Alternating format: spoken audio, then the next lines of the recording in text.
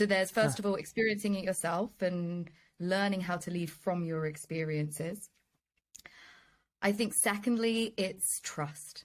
Trust is a big, big part. Like you have to be able to trust your team, because you're not gonna be able to lean over their shoulder and see what they're working on. You're not gonna be able to like check back in and see them pick up their mobile phone or not. Like you have to have that trust. And thirdly, it's just using the right technologies. I think, we live in this world in which we have access to the internet, interconnectivity. The world is almost borderless now when it comes to work. So you have to learn how to harness, leverage the digital technologies to make it work. So lead by experience, by experiencing it yourself, trust the people around you, and leverage the right technologies. So those are the three key things I think I've learned.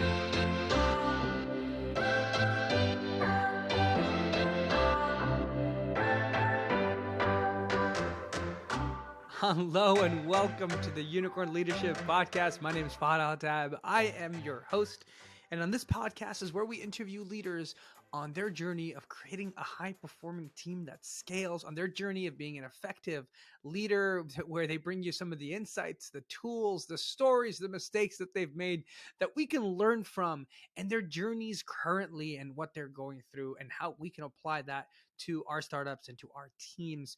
This podcast is brought to you by Unicorn Labs, where we transform managers into leaders who create high-performing teams at that scale. You can learn more about us at unicornlabs.ca. Today's guest is Natalie Furness. She's the CEO of RevOps Automated and Revenue Operations Consultant, and she comes on to discuss leading through a remote environment. I think it's a really interesting topic because it's real, and we're all leading remotely, but also we're now in a discussion as we kind of enter this, post-pandemic living with COVID era, whatever we want to call it. Do you do full remote? Do you do hybrid? Do you go back in the office? All these questions, and we got a lot of opinions, but nobody really knows the true outcomes of some of these different realities and how hybrid can best work, because we haven't always done it. But in fact, Natalie's kind of always worked remote, and she's always built remote. So she's one of those remote first leaders. And I found the conversation to be really interesting because of that. She's been a long proponent of working remotely, picked up some learnings along the way, and we get really into that. I'm excited to share this conversation with you, because we're continuing to see folks return to the office, and many continue to remain hybrid or fully remote. And I want to really get into that. Actually, I want to get into that and its impact on employee engagement, on the quiet quitting movement, or all the changes that we're seeing in layoffs in the big tech companies, and all of how that affects employee morale and the talent pools that you are pulling from. One of the things that comes to mind when we think of hybrid versus in-person versus remote, often people are thinking about the wrong variable. Bear with me here. Most people are thinking about the variable of where are you working? That's how we're defining it. Are you working remotely? Are you hybrid, where you work remotely and then you're at home? You're at home sometimes and you're at the office. Or are you working at the office? It's being defined by the action, by where, but not by the output. What is the result of a hybrid? What is the result of at home? What is the result of in the office? And so I believe what we're missing when designing for this new era of work is the intentionality. Are we intentional behind the design? So hear me out. Perhaps what we've all realized is that remote work is really productive. I get some deep work sessions where nobody bothers me, no one in the office is disrupting me, and I can really get deep and get some work done that before I couldn't get because of all the distractions that happen in the office. But at the same time, I'm missing on some of the collaborative opportunities. You can create collaboration online for sure, but there are moments where we're together, we're brainstorming, where we're debating, where we're getting into something that truly being in person, there's nothing like it. But perhaps there's the opportunities. So instead of saying, well, our remote, our new policies, you've got to get 2 days into the office a week, maybe the policy is Actually, we're going to do 3 days at the end of every month where everyone comes together in the office. And those 3 days are collaboration days.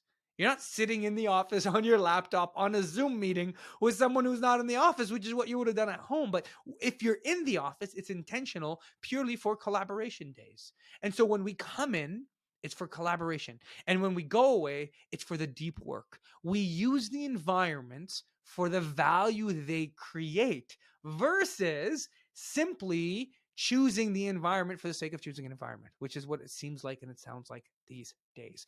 So we get into that discussion with Natalie, and she's got some really good opinions. And I believe in this next quote that I want to share with you, she shares a similar idea about how we're managing employees. But then also, I would say, how much do we focus on employees' value output over busy work? And I think what I've learned from running remote teams is we did initially ask people to kind of track their time, but now we're kind of more focusing on tracking their value add to the business. So they actually think about like, okay, what value have I added to the business this week? What blockers have I experienced and how has that like affected my time? And we kind of focus on the impact that they're producing for the business each week. And I think that's really helped us engage people. I think when we made that switch, that really made a difference. So I can see like the trust is hard because you can't track every little thing that they're doing. The engagement, if they're not focusing on telling you the outputs they're achieving each week, yeah, that would be hard as a manager. Natalie so well describes the necessary pieces to leading remotely effectively. One, she talks about in her first quote about the experience, leading from your experience. Instead of leading from ideas that you have about what remote could be or hybrid could be or and all the theory, no, from your experience, how do you know you get work done? How do you know you do well? Think about yourself and kind of lead your instincts, kind of go in a little bit with your instincts as a leader. What are your experiences? But then also really got to give trust here. You got to be comfortable with giving trust. Trust is no longer earned all the way through. We people have to earn their trust as we go through, but we have to initially just give it. We have to allow them to play with it, which is different. If that scares you, perhaps your hiring is part of the problem, and you revisit one of our episodes on hiring. But if you're hiring people and you don't trust them off the bat to be able to get the things done and the job done, then perhaps that was part of the challenge in the first place. And then lastly, she talked about digital tools and digital technologies that we need. In an office space, we always talked about, do you have the hardware, the computer, the desk, you have a chair that's comfortable, do you have a coffee machine, we have all the things in the physical office that allow us to succeed. Well, the question is, do we have the necessary softwares to allow us to succeed, the tools, be able to do the job? Invest in the tools necessary. Don't over tool, because that can be too much too, but are there tools that your team needs that can help them be more effective, and are we using those? So with Natalie, we dive into that, but then we dive into some other common questions that managers and leaders have been asking. I want to share some of these questions because I think for some of you, they'll ring very true. One of the questions, do I really know whether my employees are engaged? How do you know? Are you getting a pulse check? Are they just messing around all day? Perhaps is that, or how do I know if my employees are quiet quitting? Are they doing enough work? Should I be giving them more work to make sure that they're busy? How do I engage all those pieces? Those are some of the questions that Natalie unpacks. She's going to share some common pitfalls of remote leaders. Slack, for example, the tool both being a blessing and a curse. She's also going to give us some of her personal favorite tools. She loves Canva. She uses Canva for daily stand-ups. That's an interesting one. It's a little different. And, you know, we're going to get her best recommendations as someone who obsesses about making processes easier. As a revenue operations professional, she is all about process and all about getting rid of busy work so that people can focus on the things that are most important. So I'm going to get into this episode. And if you find this episode helpful and you like it, please share it as we get the word out more about the Unicorn Leadership Podcast. You can share some of our clips on social media. You can share the link to our podcast to some friends. You can tag us on social media, Fahad Al-Hatab, and you can leave a review right on the platform that you're using to listen to this episode.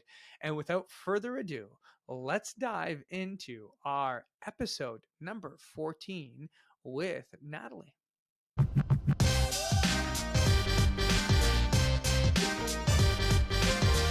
Hello, Natalie, and welcome to our Unicorn Leadership Podcast. I'm really excited to have you. We had a fun start to this right before we were recording. we had some power outages. We had to figure out lighting. We had to figure out a few things. So I feel like we're already acquainted at a personal level that is much deeper than some of our guests. So Natalie, welcome to the show. I'm excited to have you. I'm excited for our episode that's all about leading remotely and 100% remotely, what that looks like in terms of culture, in terms of teams, and in terms of leadership. So welcome. Thanks so much for having me. And you're right.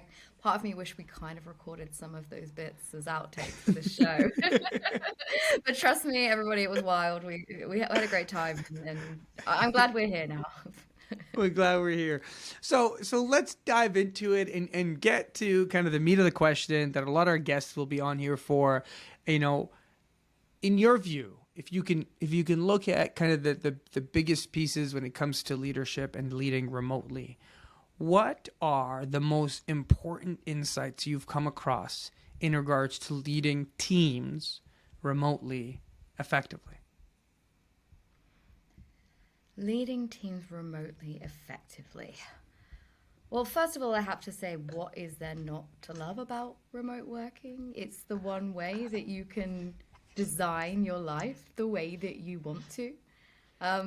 No commuting, no going in. So before we talk about like leading effectively, let's talk about like loving it. And then you have to love it, I think, yourself to be able to lead it. I think there is...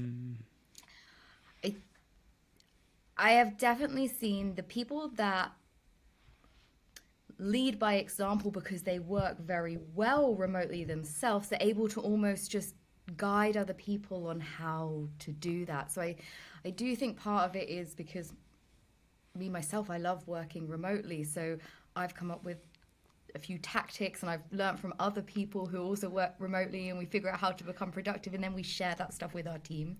So there's first of all experiencing it yourself and learning how to lead from your experiences. I think secondly, it's trust. Trust is a big part. Like you have to be able to trust your team, because you're not gonna be able to lean over their shoulder and see what they're working on. You're not gonna be able to like check back in and see them pick up their mobile phone or not. Like you have to have that trust. And thirdly, it's just using the right technologies. I think, we live in this world in which we have access to the internet, interconnectivity. The world is almost borderless now when it comes to work. So you have to learn how to harness, leverage the digital technologies to make it work. So lead by experiencing it yourself, trust the people around you, and leverage the right technologies. So those are the three key things I think I've learned over the years. I think those are really good three, and we're going to dive into them, and I think we're going to dive into them and get really specific. Like, I mean, one of the first questions for me, Natalie, came to mind was like, okay, but don't you miss a bit of in person? Like, I'm remote, my team is remote, but man, sometimes I'm like, I miss being together. I don't know, the like having people, the camaraderie of just like being in an office working on a problem. Like, I miss some of that, and I don't disagree that remote's really good. But I feel like that piece that you told me, you gotta love it, I think that piece hit me because I was like, whoa, I don't know how much I love it. I find it convenient. I find it good, but I don't know if I love it. That was interesting to me. Do you miss some of the other pieces? So in all truthfulness, I've been working remotely alone since about 2016. So like pre-COVID. I'm like a pre-COVID. You're an remote. OG. You're Yeah, like an OG as they call it. I think, and also I was very early on. So I got involved in the blockchain space in like 2015, 16, which was pretty early on. And the only way to work with teams that were doing crazy innovative things was to work remotely. Because to find a blockchain developer was like gold dust then, and like then they're split all over the world. So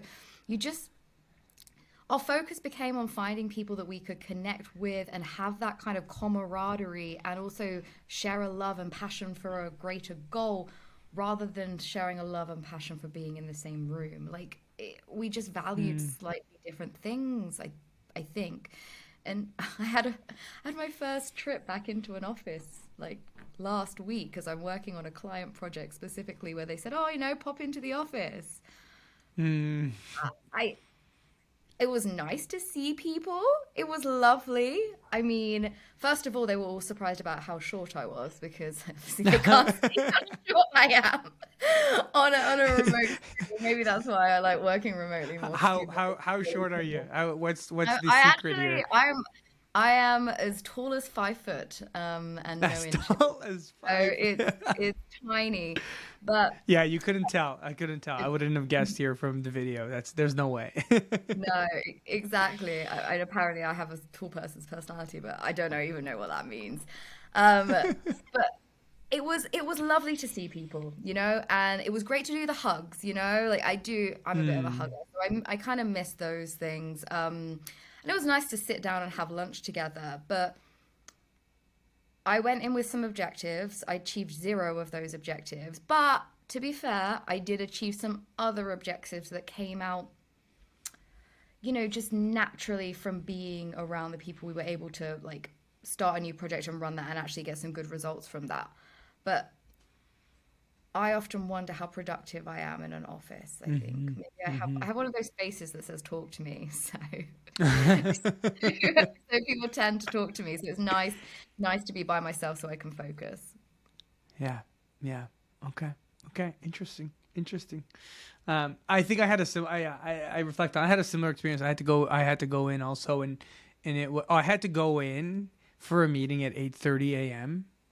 and I had to leave my house at 7 a.m. It was an hour and a half commute. It's usually a 30-minute commute. It was an hour and a half because it was just during the busiest time and just stuck in traffic and a bridge. And it was in that moment in my car, and I was like, this is why I hate this. Like, what do you mean an hour and a half to get to this meeting where I just sat there and listened for an hour and a half and participated for 10 minutes, right? And I was like, okay, Yeah. I get it. It's effective, but I miss my people. Um, so I'm trying to figure that out. So okay, so that was one piece. You really got to experience it yourself. You got to love it yourself. Maybe you got to find the pieces that you love and really hone in on it. Then you got into trust, and this one's gonna be interesting. So I totally agree with you, but I think more than ever, the trust is actually. I think people started with trust when we first went remote, and it's actually breaking with these kind of quiet quitting movements. I'm having more and more managers start to ask themselves, wait a second, do do I really know whether my employees are engaged? Are they just messing around all day? Like, wait a second. They've been bit by the like little gossip of like, wait a second, what if my employees are quiet quitting and I don't even know? And are they doing enough work? Should I be giving them more work to make sure that they're busy, or how do like what? And so it's kind of the trust is actually breaking a little bit right now in society in remote work. What are your thoughts on that? Yeah, it's completely understandable, particularly if you went from that office to remote, and then there's this weird kind of hybrid bit back in between. I don't know if any of you guys saw the whole like Brexit movement in Europe when they were Of like Boris course. was like, you go out, but do go out, but don't go out, but do this, but don't do this. Like I feel like we're almost like back into that point with work. So I'm not necessarily sure it's like I think people are a bit confused of like what is the normal now, because you've got like people that are like we are 100, like as a business, my business, we are 100% fully remote, international, across time zones, and we always will be. Like that is Mm, our business values and what we will and will always do.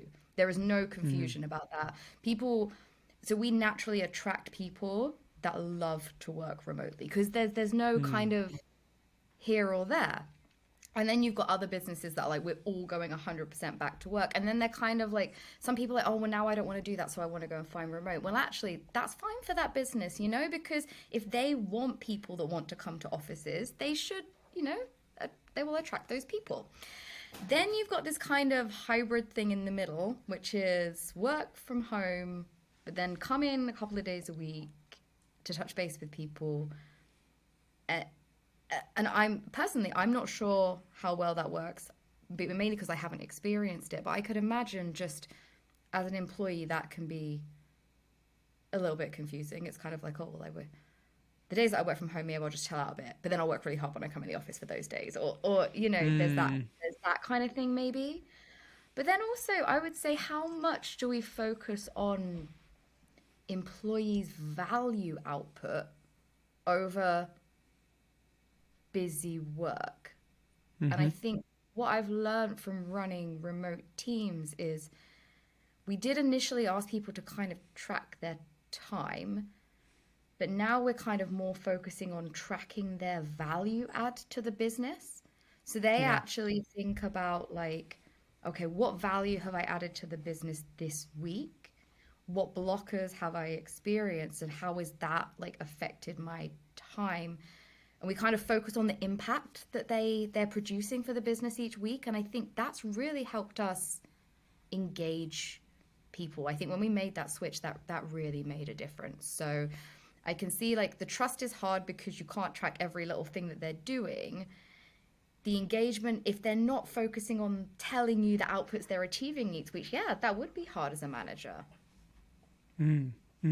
I like that. I like how you've shifted it, right? Like, you know, we were tracking hours, but now we're trying to, you know, what value are you creating for the business? Not just like what tasks have you completed, but what value is that actually creating? That's a really interesting shift, and that will help with rebuilding the trust.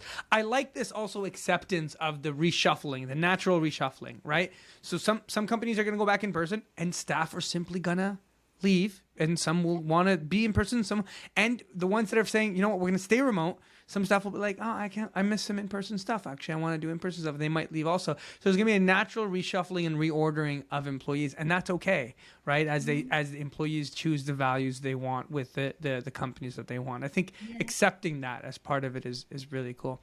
And so then the third piece you were talking about is the tools we use. So we can get deep into this, but maybe what's one or two like tools that you were like, this was a game changer, like this made it more fun for me? And it's maybe it's, I don't know, maybe it's an obvious tool if you're like, you know, we just use Google Docs better now. I don't know, you know, like, or a non-obvious tool. Like what maybe give an obvious one that you started using better in a different way, and maybe a non-obvious tool. What were two there? I mean, I can give the obvious tool that like started messing everything up, and Slack, you know? Like Oh it's my the obvious God. one. You know, we put it in, we're like, great, something to put into the teams that we can communicate live. And then all of a sudden you start with like, we'll have 3 channels there'll be for these things. And then before you know, you got like 4 and 5 and 10 and 20. And then people are having sidebar conversations in DMs, and then they're dropping stuff on channels. Then no one knows what they're doing. You can't search very well. Okay, you can kind of search, but not very well. And yeah, it becomes a pile of gossip, you know, but written Yeah. down on a screen. Like at least when you're in the office and you kind of gossip, it like just disappears and you just don't really There's no really see record it of it. anymore. Um, Whereas yeah, I found Slack was great to start with when we were a very, very small team when there was like 2, 3 of us. But now we've grown to up to like I think at any one point, because we have consultants and contractors that come in, we kind of have a general 10, which can like grow up to like 20 or 30 and down again, depending on like Yeah. what projects we're working on. So we decided I've had I've had to become a little bit more operations focused. I mean, I'm lucky because our business is revenue operations, and operations are kind of my thing. So what I would say, I started looking at like where are our processes falling down and what can we replace with it. And of course, I wanted to use a bit more of this like agile Kanban sort of like stand-up-y thing. I mean, I'm not in any way, shape, or form an expert in Scrum at all. I've studied agile a little bit, but I really liked the concept of stand-ups. And one thing that has made such a difference to us is stand-up boards on, would you believe it, Canva. The design tool Wait, Canva, stand-up boards on Canva. on Canva. So How does yeah, that work? yeah. So basically, I didn't know, but Canva has released a whiteboard function in Canva. So there's Hmm. actually, so we use other whiteboarding functions like on like Miro and FigJam and things like that. I But love Miro. Yeah. yeah, but there is on Canva, there is a whiteboard, and there's a really, really nice stand-up board, which is just like what I did yesterday, what I'm going to do today, and what are my blockers. That's it. Mm. And the day before, or the morning, 5 minutes before the meeting, everybody starts Most filling out. likely, yeah. Yeah, filling out their things. And, we jump on and we record our meetings now, and we run through the Canva stand-up board together. And we'll typically have somewhere between 5 to 10 people on that call, and we can do that in 30 minutes. And it's Wow. really nice because it gives me as a leader an identification of what they did yesterday and what they're planning on doing today. And then usually what I'm blocking, because I'm usually the blocker in most things. Because usually What is the blocker, Natalie? sure. Get back to Yeah. me. There was one week that I think I was the blocker for everybody on a couple of days, but it's good fun, and we have a laugh and joke about it, and and we do that on Google Meets. So we're a Google Workspace company. We use Google extensively. We have a Google automation developer as well, so we automate quite a lot of stuff of templates and things like that. We use the Meets, we use Canva. We do a lot of our client-facing stuff on HubSpot, and we do all of our project management stuff on ClickUp. And because HubSpot's now got a native integration with ClickUp, we're able to automatically generate project boards from from HubSpot into ClickUp. And I spend most of my time trying to figure out how to just make life easier for my team. It's how can I build this operational infrastructure underneath them that they don't have to worry about the admin. They don't have to worry about those little things, the nuances that kind of feel like busy work. So I'm actually just taking all the busy work off them by automating it. And then they can focus on the stuff that they really love. And I think that's kind of how we've ended up keeping people engaged really well. So Canva's been a big one as well. Canva, we do all of our we do a lot of slides and presentations on there, and we've got all of our team values on a Canva document, which has got a link, so anyone can anytime can look at the values of the business and things like that. And That's cool. So that's it. I love that. That's awesome. Okay, so Natalie, you haven't always been this brilliant remotely. Let's go back and let's hear about your journey. Okay, so tell us where you're from. Tell us a little bit about your journey. What did you study? Where was your first job? Let's hear about the come up to what got you here, and then what is here right now. We actually haven't touched on that too much. Yeah. So, oh gosh, I'll try and do it in as briefly bullet points. No, don't be. You don't have to be brief. Tell us about it. Gosh, we'll be here forever. So I studied a science degree in university or college, as you call it, in the US. And I also started my first business when I was 18. I started a dance company, teaching local people dancing. That's one of my hobbies. And I grew that business pretty well whilst studying to become a physiotherapist at the time, actually. And I moved and became a clinician in the healthcare sector. And I actually became a bit obsessed with the way in which healthcare records moved through systems. I didn't like the way in which they operated, this idea of being able to have your health record and taking it with you wherever, and it just follows you, and it's that single source of truth about your health. Yeah, no, that doesn't exist. So I was really on a mission to solve that problem. But unfortunately, with the red tape in healthcare, it was very difficult to sort of do digital innovation and operation and automation in that space. I did some clinical operations for a while before I found that actually a space that will let you do a lot of innovation and creation and automation and improving systems is the sales and marketing and customer service and CRM space, where you are paid to operationalize things and automate things so they can make more money. So basically, I ended up moving into that space because I ended up seeing that, customer records, this one source of truth of a customer that moves from marketing, sales, customer success, was very similar to one patient record moving from doctor to nurse to, very similar systems, but just completely different industry.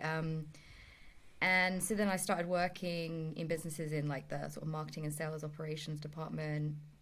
And it was I think it was just as lockdown hit, well, just before lockdown, I left my job pretty much, and went freelance.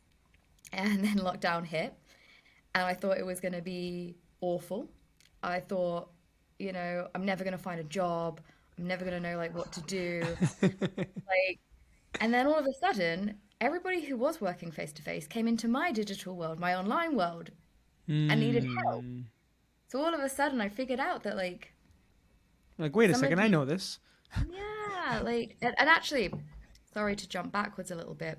My dance company I started when I was 18, I launched that from building relationships on Facebook back in Mm. like, 2006, 7 when like Facebook was sort of coming out. So I don't think I've ever really seen I just see digital as another means of building a relationship. I don't really see it that different from Huh. like the in-person thing. It's just a different means of communication. And so yeah, jump back to kind of just pre-COVID and everybody's freaking out about that. And I've kind of like, oh, I've done a bit of this like online communication from the blockchain company from, my experiences working remotely. Like, I'll try and get some work. And I managed to get a few jobs working as like fractional CMO sort of roles, and then ended up building out their HubSpots and things like that.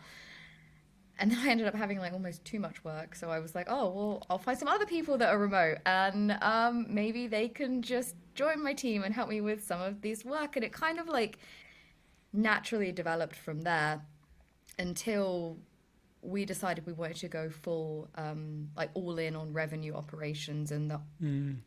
the optimization of HubSpot ecosystems and integrations with Salesforce, things like that.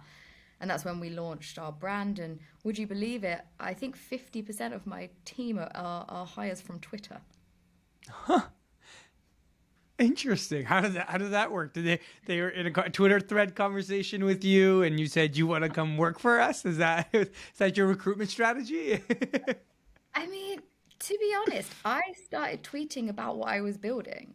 Mm. I just started sharing those, and like just like you would if you like went out with some friends and sort of said, "Oh, I've got this great idea, would you listen to it?" The difference is with the internet, it's like when you say something that you're doing, you've got a massive audience. If you just tell your friends that aren't interested in business or aren't interested in tech what you're doing, they're like, "Oh yeah, another great idea, Natalie, well done."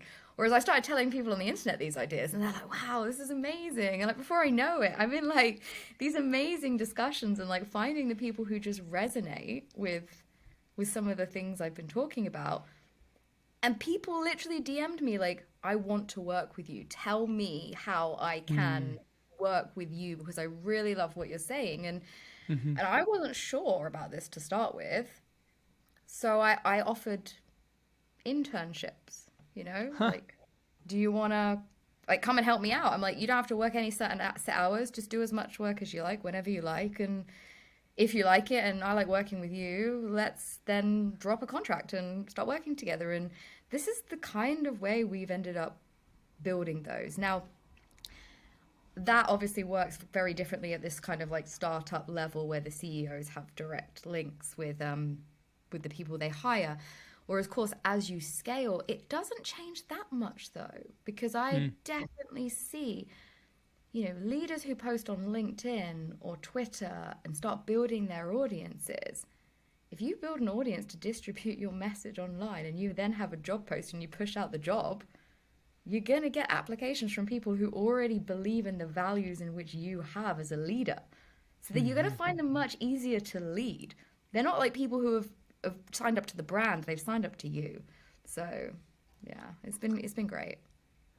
I love that. I love that. I think that's a really crucial insight there around just kind of your leadership experience, right? Like individual leaders beyond just the company brand, when they share their message, they share their philosophy, they share what they're building, they can attract certain audiences that believe in those same values. And whether it helps the recruitment or it helps with testing ideas or helps with future customers, there's a real value there. That's really cool. That's a fun. You've got a fun storyline there from dance company, to RevOps. There's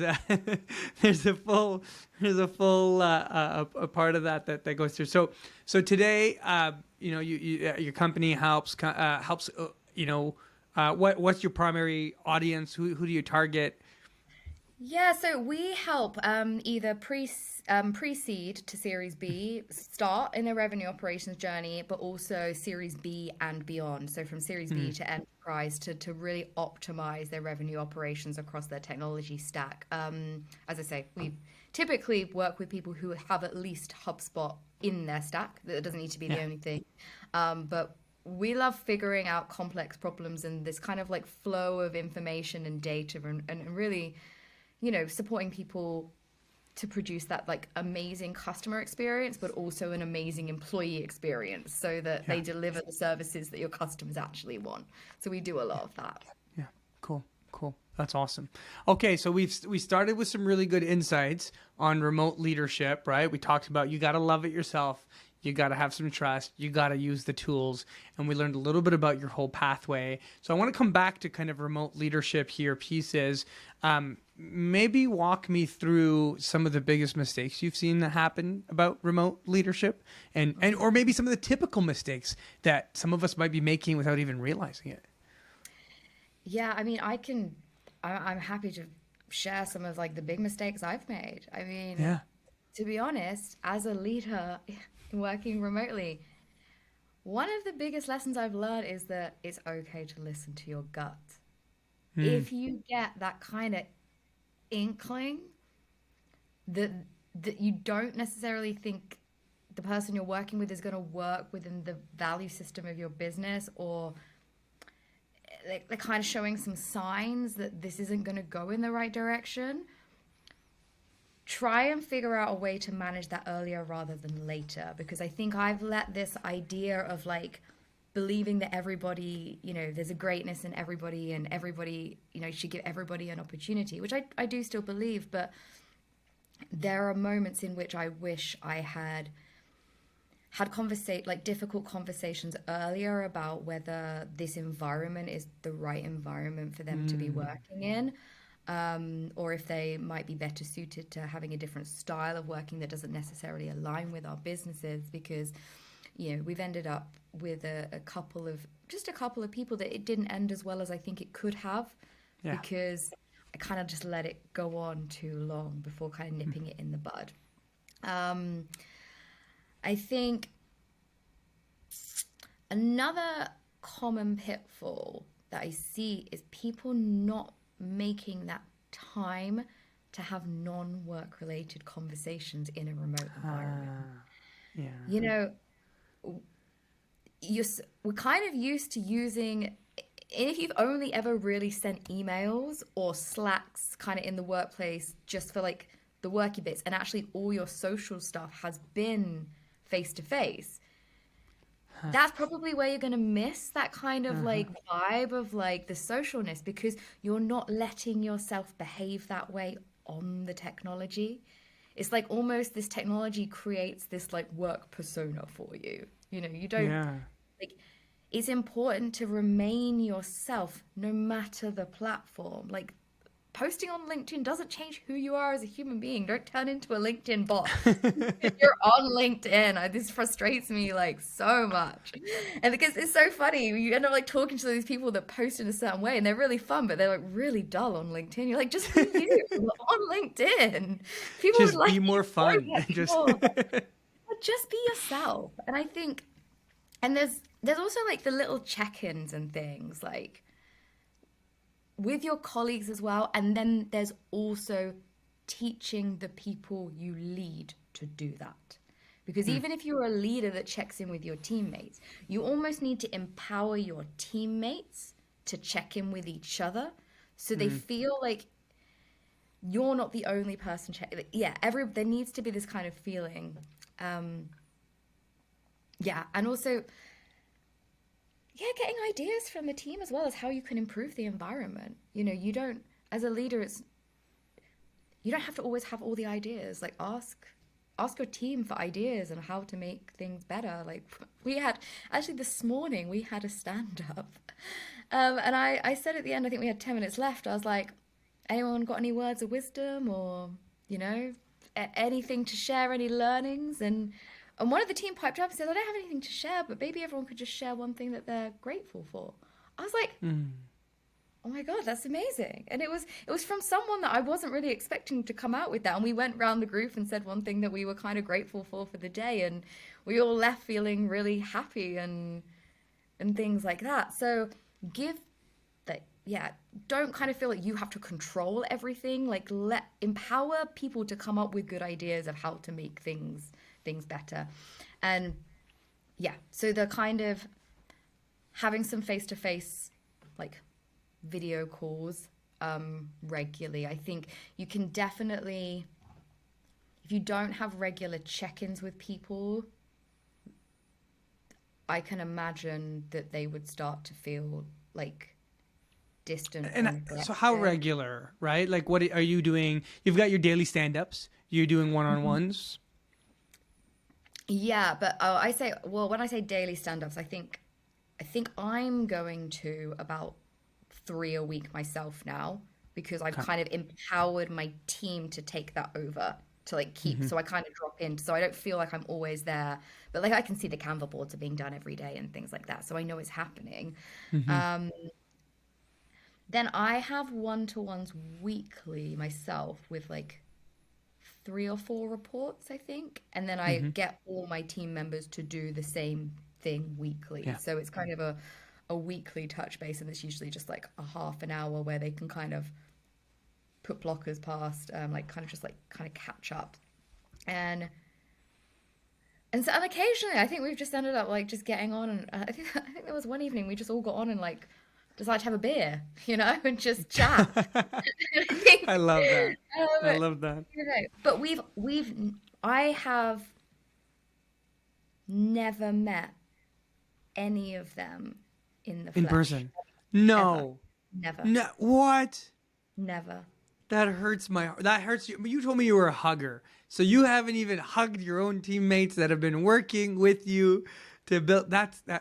See, my heart hurts cuz See, I think I love remote, but I definitely think I'm an in-person like, you know, just I vibe differently. But I'm you know what? I'm learning a lot through this now. I got to say this cuz like I recognize that I get on a call and I get to work. Okay, we're on a call, so this is what we got to do today. I use Slack for work. I use the tools professionally, and then when I'm done, I'm kind of okay. I'm done. Like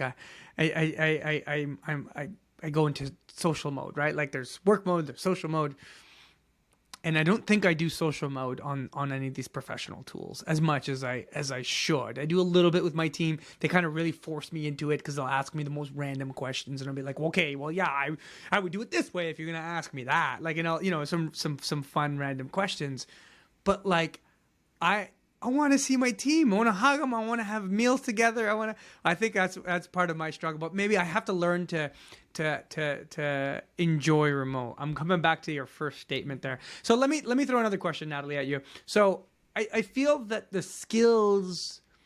So one of the hypotheses that I feel like you're carrying through is that the skill sets necessary for leadership in person are quite similar for the skill sets necessary for remote. It's just a different medium. Is kind of what you're saying. Like you built relationships on Facebook, you're building relationships online, but there's got to be some skill differences that we got to hone in on, and perhaps that's some of the challenges and the differences. If you're looking at leaders and they're like, I'm looking to develop my skills for this remote world, what this next while looks like, what are certain skills our leaders should hone in on to help with their leading remote? great question. And I need to put it out there to say, I don't think I've had as much experience leading in person as I have leading remotely. So Mm. I might struggle with like knowing the key differences, but I can certainly share what I can. And I think every leader who leads remotely needs, if you're in an office and you're leading remotely, the first thing you need to go and do is go and work remotely. Like go and understand the challenges that remote workers face. Like that's Mm. the first thing, like empathy for what it feels like to lead a remote team. Um, so understanding things like the importance of like putting schedules in like Google Calendars or giving people the tools to show what they're doing without feeling like you're intruding on them. Mm. So one example, I think we were struggling with, there was a particular member of the team that struggled to prioritize tasks. So I just said, like, look, share your calendar with me. Just like, I'm probably not even really going to dive into it, which to be honest, I don't think I have much. But I said, like, block out the times in which you want to be doing stuff. And I share my calendar with them. Like, they can see. I mean, if you could literally, I think I get like 30 minutes for like lunch and 30 minutes for like a dog walk and stuff. And I'm pretty much back to back with the time blocked. I'm not always doing, sometimes I'm doing like focused work, and I'll put in focused work. So that means like Yeah. people know not to disturb me during that time. But like if you help people understand how to like map out their day, and then you as a leader, if you're like, well, what are they doing now? Like you can literally just look at their Google Calendar and like, oh, well, I know they're doing something around this topic. Mm-hmm. Maybe like tomorrow I'll check in with them and be like, oh, that stuff you were doing on that, like how did that go? It, Yeah. and it's kind of without having to like always be checking in. You're giving them a way of showing you what they're doing. And the same thing I would say with ClickUp, we have the kind of to do like backlog, doing, to do, done. Like we have tiles that move through those. Yeah. And we've actually set up some really interesting automation. So when anything moves through a stage or changes, it actually alerts to a channel on Slack. So like we have alerts of like everything. You've got that's going all the automations, of course. So, I mean, if you're a leader trying to learn how to lead, either learn automation or hire, like get some sort of like automation or RevOps person to like come alongside with you and tell them the stuff you want to build and get them to help you build it, because that's going to help you with your systems. And learn how to have fun on remote calls. So let's go through that one. What's because I think that was the first one. What do you do to have fun? What makes it fun? So you talk a little bit of silly questions, kind of sometimes just having the regular banter. Do you like? Is that just because is that just because you're fun? Because you seem like a fun personality. You're laughing. You're hanging out. Or is it designed fun? Is there an element of intentionality behind it? I think people are overthinking it. Like, just when you walk down a corridor and you bump into somebody, and you just start a conversation, and it just like you just yourself. It's like that, but online. Yeah. And I think this idea, I've seen a lot of these like tools of like creating fun and like doing that, but then when you orchestrate fun in such a orchestrated way, people go like, oh, I've got to go to that thing because they're making me have fun. It's and I think it's more to do with relationship building. It's asking people what they're up to this weekend, what they're going to have for dinner, like getting to know them on like a deeper level. Like, oh, actually, we did a really amazing thing, which I totally forgot we did. We got everybody to take their laptop and do a tour of their house on their laptop. Actually? Yeah, because we were like talking about how we always see the same background and like we've never been to each other's houses before. So we just literally stood up and gave each other a tour around each other's houses. I mean, this wasn't planned. It was just one of those things. And like we have one of our team like works in South Africa, and he lives in like, I mean, I actually thought maybe I was paying him too much because he just like lived in this mansion. All of a sudden we're sitting there like, hang on. And we've got someone who's based in like center of Johannesburg in a much smaller place. And, but we have fun about it. It's like, and that's like the same thing as like if you were inviting your workmate around to your house to have a beer, like you'd show them around the house, you'd show them where you eat dinner, you do those things. So it's just kind of trying to recreate those things. And we do like, I take, sometimes we might have a meeting on a Sunday, like just because we work very flexible hours, and like some people prefer to do some weekend work and stuff, and I'll take my laptop to a cafe and maybe even have like a beer or a glass of wine, like while we're having like a little meet on a weekend, like trying to create like, those after work where you go for a beer and kind of talk about business, but then talk about other stuff. It's like trying to create those things like in a virtual world. Mm-hmm. See, I think so many of our teams are overscheduled that, our stand-up's 30 minutes. We need to just get through it. I don't have time for that extra talk. Is what sometimes happens, right? Like it's like, overscheduled day to day and blocked off all this time that, the extra 15 minutes of the extra thing, it's like, okay, well, I got to go right on the hour. So can we just wrap this up? Right. So you get into a bit of that, but I'm hearing you creating, because it's true, after a meeting that it was in person, when you're done the meeting, everyone sticks around for like 2, 3, 4 minutes. Oh, how was this? How was last weekend? What'd you do? Right? Like you have the informal pieces that happen once the meeting's done. But right now, once we're done, we click leave.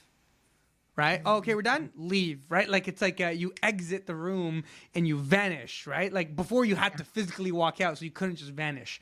So people could talk to you, and you could have some of that. Okay, so that's really interesting. The other thing I picked up here, Natalie, and I really like this. You said I've had more experience leading remote than I have ever in person, and I think that's the reality we're gonna come to.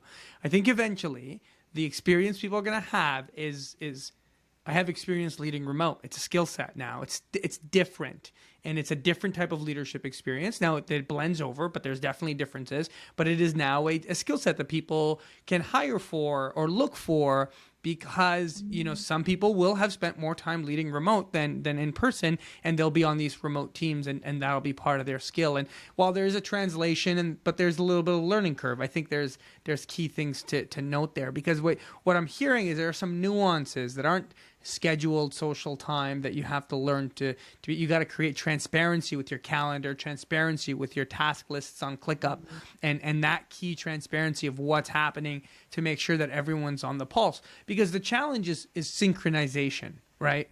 You couldn't play effective team sport virtually, right? Basketball, virtually. You need people all there because you've got live feedback and it's all happening. It's a very reciprocal, collaborative team environment. And so the higher, but go on. Esport. Like that's esport is like a thing. But they did it. They did it. Yeah. With esports, they did it. And so there's, I think there's times for full synchronization and there's times for full asynchronization. And I think that's part of the learning right now happening in remote. So what do you do as a team that's fully asynchronous, where it's kind of, we're not synchronized on this weekend, everyone does their bit and gets to it. And how do you make that distinction? Yeah, that's good question. You're getting me to think about some of the things we do that I think we just do without thinking these days. I am a big fan for like documenting everything. It is kind of like a culture I'm bringing into the businesses. Like, whenever we have meetings with a client, like you have to take minutes, like you have to write it down. If people are like, oh, but they spoke so fast, so I didn't know. I'm like, okay, go and download Otter AI onto your mobile phone for that next call, transcribe it, then just click that one button and then put that transcription onto a Google Doc, and therefore you have the whole meeting transcribed and you can just, there you go, done. Like, think about things like that. We record meetings and kind of saving things like that. So I'm going to be brutally honest. What was the question? What do you do for asynchronous communication? What do I do for asynchronous? Yeah. Oh gosh, asynchronous. Okay, so documenting everything is very important. Mm-hmm. And we use Google Docs for this. So if someone sort of says to me, I'm going to go and work on this, and they Slack me the answer, I'm like, I'll just say, like, this isn't the place for this message. Please put that on a Google document and then tag me in it to review, or add it to a ClickUp and then move it to like quality assure. And then I will automatically get tagged and I'll review it.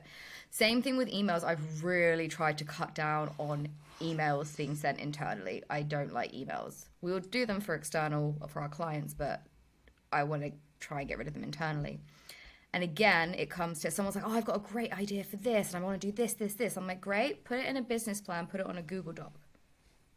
That's it. Like, everything is in a Google Doc, in its folder, in its place, which means that people get used to working like that, which means someone could like write content for, I don't know, a ton of automated emails that we're going to send out. They'll do it on the template I've created, and then they'll just tag me in it, like Natalie to review at, as you can do in the Google Docs.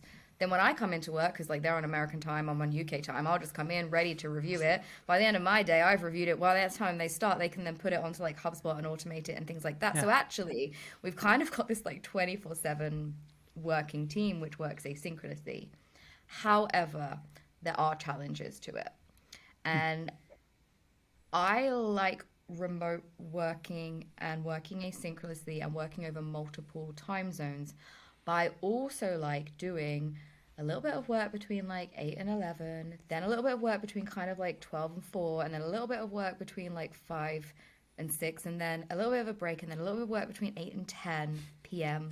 So, Sounds like you work quite a bit.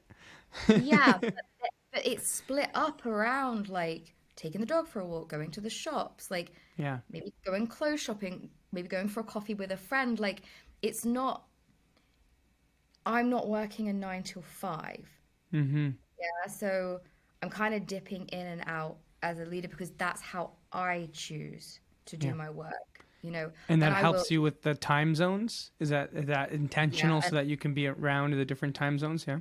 Well, I don't think it's actually intentional. I think I learned from working at home myself that I had pockets of energy that Mm. lasted in different parts of the day because, you know, when you've been working alone pretty much since 2016, you kind of get to know like when am I most creative, when am I most innovative, when am I most focused, Yeah. when can I have podcast conversations like this, you know. The reason I think I'm kind of relaxed on these things is like this is the evening for me. Like we're just like Yeah. chilling out having a beer. Like this is the Yeah. kind of vibe I'm in now.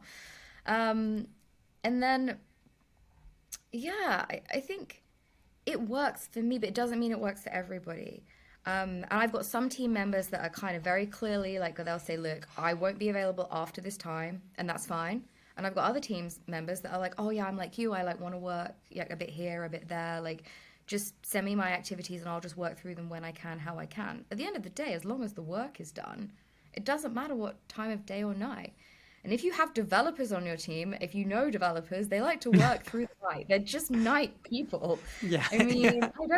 I don't really understand. Maybe like we should all hire developers from the time zone in which it's night when it's our day, and then they'll be awake when we're That's awake. I don't know. that's it. Maybe that's the way of hiring them. That's awesome. I love that. No, that's cool. I actually really like that because I think here's an insight that you've come up with that perhaps doing remote work allows you to work based on energy cycles and not time cycles.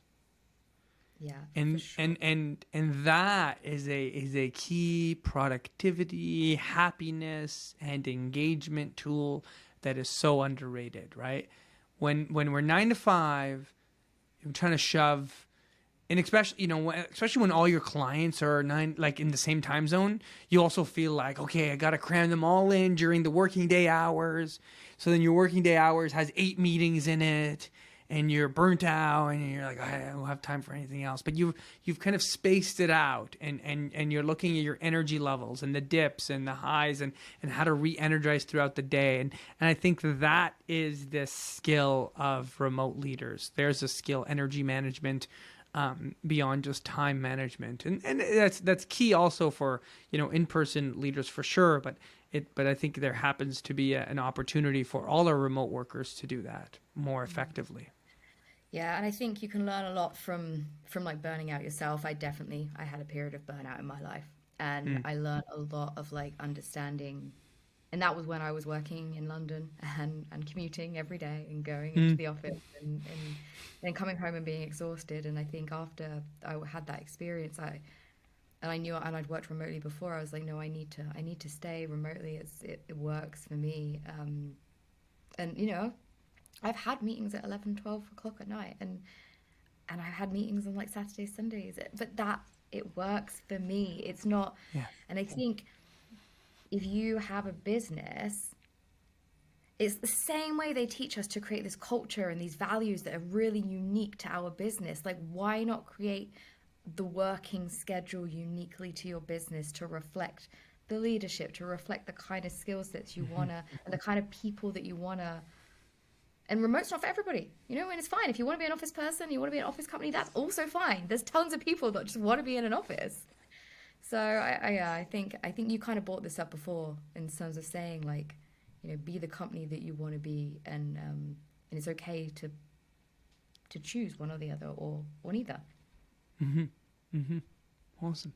Well, Natalie, we're getting to the end of our episode here. I wanted to give you a chance for any last kind of piece of advice for all our managers out there who are working remotely. I know you've given a lot. Maybe it's your fundamental leadership lesson. Maybe it's your leadership philosophy. Maybe it's an insight you've come across today. Maybe it's a thing that you're most grateful for that you think we should all hear about. I'll give you the last word, or you know what? Actually, we've even done the last rant. Do you have any rants that you want to go off on? I kind of giving you the last moments here of the episode to glimpse an insight as to Natalie.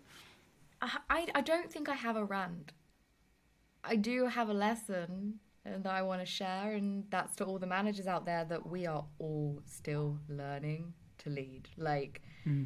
I don't believe that we ever become a leader. We're always trying to get there. You know, we're always growing. We're always learning. We're always trying to improve. And like leaders, most other leaders don't know what they're doing. They're just trying to figure it out. You know, you're not on your own, and just don't be afraid to reach out and like talk about your failures, talk about your mistakes, be vulnerable.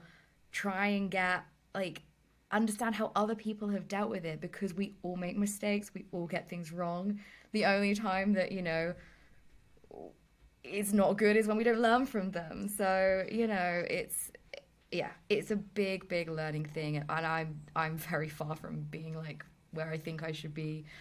And I think we all are. So, what do you do to learn? What do you do to learn? So if we're all on this learning journey, are you a big book person? Are you podcast? You take courses? Like, do you have mentors? What's your kind of, how do you learn? I know a lot of learning is on the job. So, you know, you just got to try things and throw things. But what do you intentionally take time to learn? Yeah, I think I'm actually a bit addicted to learning. I think that actually might be my biggest addiction. I studied I started a master's in leadership and management, actually. So I studied a little bit of the like leadership theory back in the day.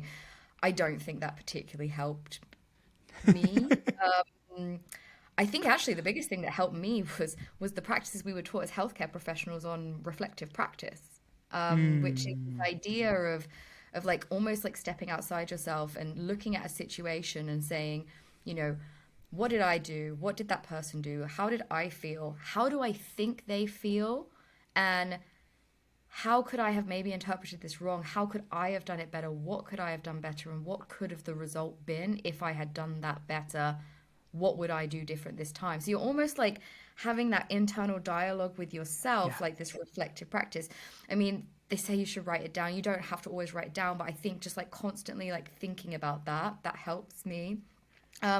Also, like going to my team and asking, like, what can I do to help you? What can I do to make things easier? Like asking people, and and talking to other leaders.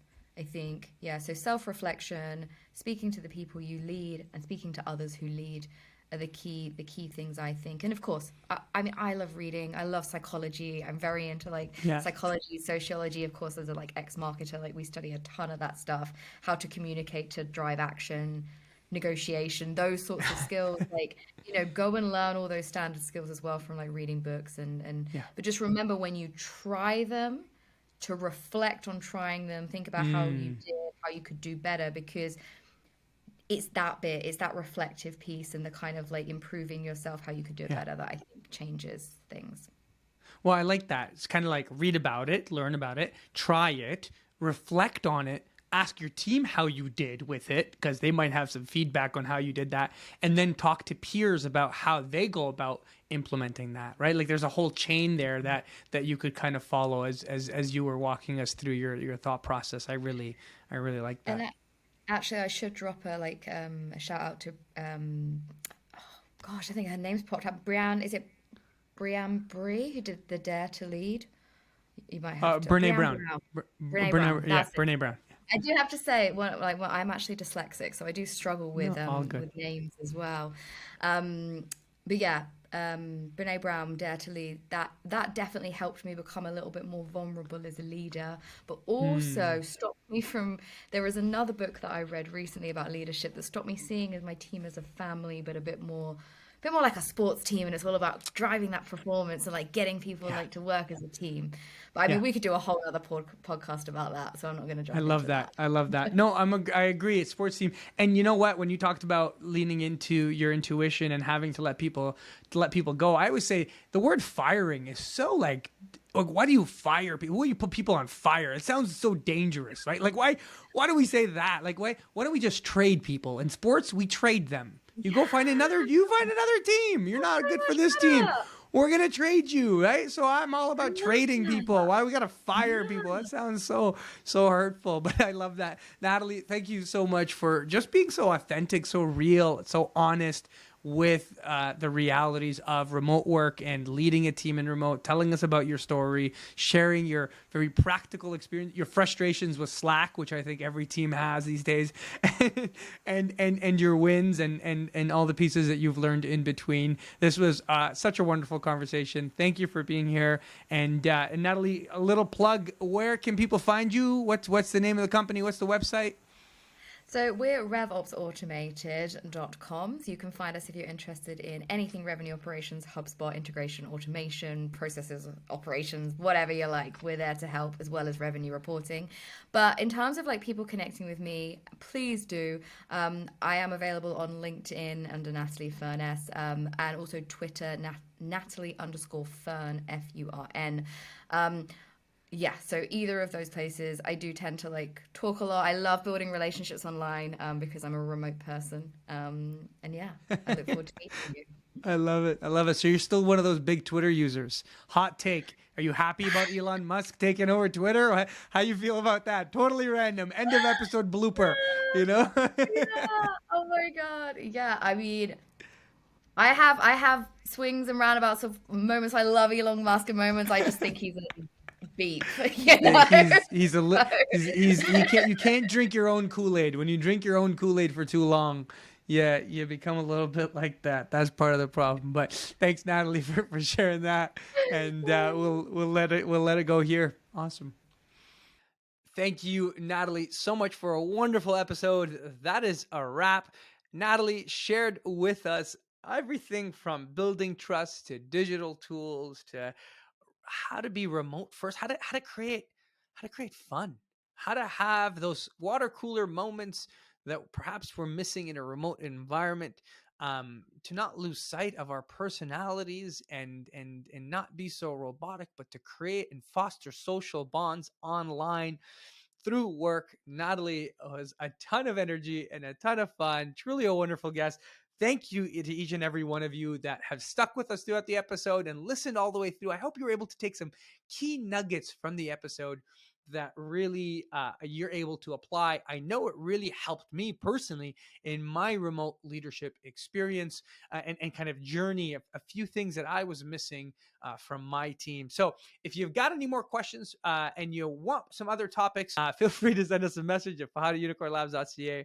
That's it for today. Thank you so much for tuning into the episode of our Unicorn Leadership Podcast. Our show notes and transcript, as always, are unicornlabs.ca/podcast. Be sure to rate, subscribe, hit the bell notifications if you're on YouTube. Get the notifications for our next episode. Join our newsletter if you haven't joined our newsletter, to learn more about the work that we do at Unicorn Labs, and tell all your friends. I'll leave you with this one thought. What is it that you used to do regularly with your team when you were in person that you do not now in remote? And what is it that you now do in remote that perhaps you didn't do before when you were in person? Reflect on those. Maybe there's a good thing. There's certain things we're not doing anymore.